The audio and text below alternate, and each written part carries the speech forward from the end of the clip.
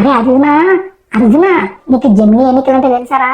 టీవీలో తెగ దొబ్బేస్తున్నారా. అసలు జమినీ ఎన్నికలు అంటే ఏంటో చెప్పరా బాబు. నీకు కాకపోతే ఇంకెవరికి చెప్తాను మచ్చా. You know, one nation one election అనేది నినాదమే జెమినీ ఎలక్షన్. అంటే ఇంతవరకు ఎప్పుడు దేశం మొత్తం ఒకే ఎలక్షన్ జరగలేదా అంటే ఖచ్చితంగా జరిగింది. ఇప్పుడు దేశానికి 20 సంవత్సరాలు స్వతంత్రం వచ్చిన తర్వాత ఈ ఎలక్షన్ అయితే జరిగింది. అందుకని ఈ ఎలక్షన్ని మళ్ళా బీజేపీ అధికారంలోకి వచ్చినాక వన్ నేషన్ వన్ ఎలక్షన్ అని పెట్టాలని చూస్తున్నారు. దీనివల్ల మనకే కదా మంచి జరిగేది. వన్ నేషన్ వన్ ఎలక్షన్ పెట్టడం వల్ల మనకి అది మంచి జరుగుతుంది, వాళ్ళకి చెడు జరుగుతుంది. ఒకసారి చెప్పా. మనకి మంచి అయితే తెలుసుకున్నామంటే ఎక్స్పెండిచర్ వైజ్ ఇది ఒక మంచి ఆలోచన. అండ్ మనం కొద్దిగా వేరే రకంగా ఆలోచిస్తే దీనికోసం చాలామంది ఫెసిలిటీస్ని అయితే ప్రొవైడ్ చేయాలి.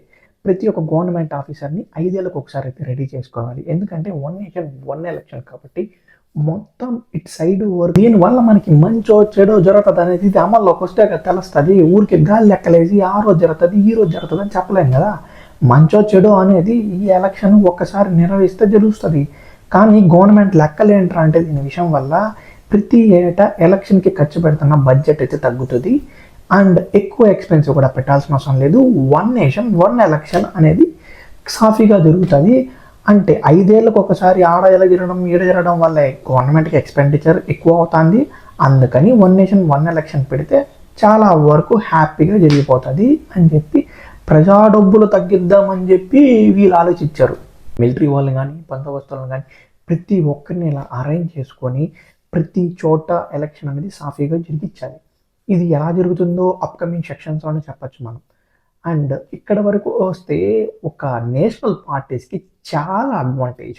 ఎలా అడ్వాంటేజ్ రా అంటే ఎవరైనా సరే ఓట్ వేసేటప్పుడు ఏ పార్టీకి వేయాలి అని డిసైడ్ అయ్యేసి నేషన్ వైజ్ అధికారం ఉన్న బీజేపీ కానీ కాంగ్రెస్కి కానీ ఇంకా అదర్ పార్టీస్కి కానీ ఇది ఒక జెమినీ ఎలక్షన్ అనేది ఒక ప్లస్ పాయింట్ అనొచ్చు.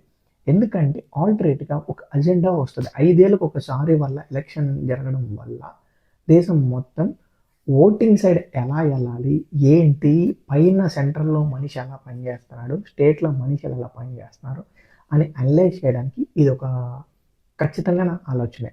అండ్ ఇంకొకటి ఇప్పుడు ఇక్కడ టీడీపీ ప్రభుత్వం ఏర్పడి జస్ట్ 7 మంత్స్ అవుతుంది.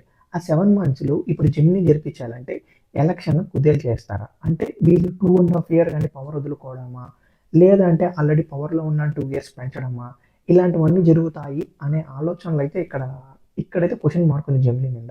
బట్ ఇక్కడున్న మనకు వచ్చిన రీసోర్సెస్ ప్రకారం మనం ఏం చెప్తున్నామంటే ఆల్మోస్ట్ ఎవరైతే 1-2 years అయితే కుదేలిస్తారు. ఆ పవర్ ఎక్స్టెన్షన్ చేయాలో విషయంలో రాష్ట్రపతి పాలన కుదిరి పెడదామని చెప్పేసి ఎక్కడైనా అసెంబ్లీలో ఎన్నికల్లో అయితే మనకి అసెంబ్లీ డిసాల్వేషన్ అయినప్పుడు అక్కడ వర్క్ స్టాప్ చేసి అక్కడ రాష్ట్రపతి పరిపాలన సెంట్రల్ గవర్నమెంట్ పరిపాలన విహించేసి అండ్ ఆ ఎలక్షన్ వచ్చేంత వరకు ఆ అసెంబ్లీ సెగ్మెంట్స్ ఆపుతారు అని చెప్పేసి మనకు వచ్చిన క్లియర్ కట్ మ్యాండేటరీ. దీంతో ఇంత విషయం కాదు నాకైతే తెలియదురా బాబు. మా వీడియోస్ మీకు నచ్చినట్లయితే లైక్ చేయండి, సబ్స్క్రైబ్ చేయండి, ప్లీజ్ కామెంట్ అయితే చేయండి. Thank you so much for watching this video.